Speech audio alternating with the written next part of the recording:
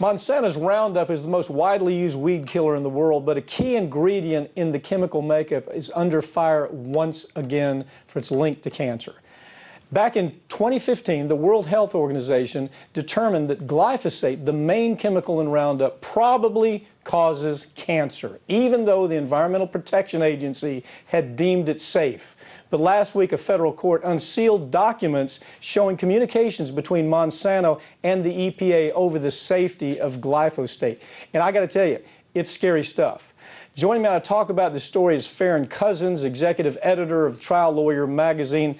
Farron, no surprise here. I mean, this is a love affair with another corporation and the EPA. It goes on forever, doesn't it? This one's ugly. Well, it really is. And you know, these documents that came out last week showed that for years, the EPA and Monsanto were going back and forth, talking to one another. Monsanto offered up research that they had conducted showing that glyphosate Roundup was perfectly safe. Don't worry about it. We've got this. We're going to give this to you, Mr. EPA man, to use for your studies. We'll get an academic, this is what they said in the email, we'll get an academic, a scientist, to put their name on it, turn it into you use that to tell the world, to tell the United States, glyphosate, totally safe, don't worry about it. I call those people biostitutes. You find them in universities, they'll work for $100,000, they'll turn out trash for whatever corporate America wants to talk. I see them in court all the time.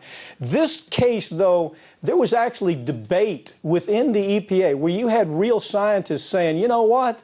This is bad stuff. This causes cancer. This isn't like giving somebody a cold. This will give them cancer. That debate took place, and that's what these documents are showing, right? Yeah, absolutely. And basically, we did have some scientists within the EPA, scientists who didn't want to, you know, just tout the industry's lines, wondering out loud, why is it that every independent study into the safety of glyphosate, why is the World Health Organization, why are all of these groups concluding that this thing can cause cancer, and yet we're going to rely on basically the only study around that says it doesn't, that happens to be funded, controlled by Monsanto. A phonied up story. Right. I mean, that's the only way. This was a phonied up story. The industry paid for these phonied up scientists to write for whatever. You pay them money, they turn out what you want. So this phonied up story has probably killed thousands of people all over this. I mean, what if you're the person who did that? You took money to create a phonied up story for Monsanto, and in the end, people die because of it. I mean,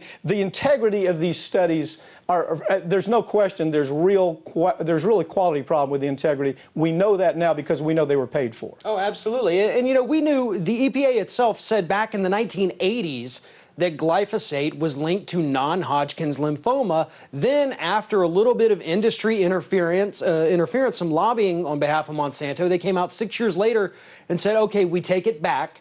We're going to scrub these old studies, remove these old EPA warnings. Glyphosate does not cause cancer. Now, suddenly, after you talked to us and we saw your big checkbook, we're not going to say that it causes cancer anymore. I got to look. The next article that comes out of the National Trial Lawyer magazine, I want you to expose who the scientists were, who the politicians were behind this whole thing. We're going to do another story on it.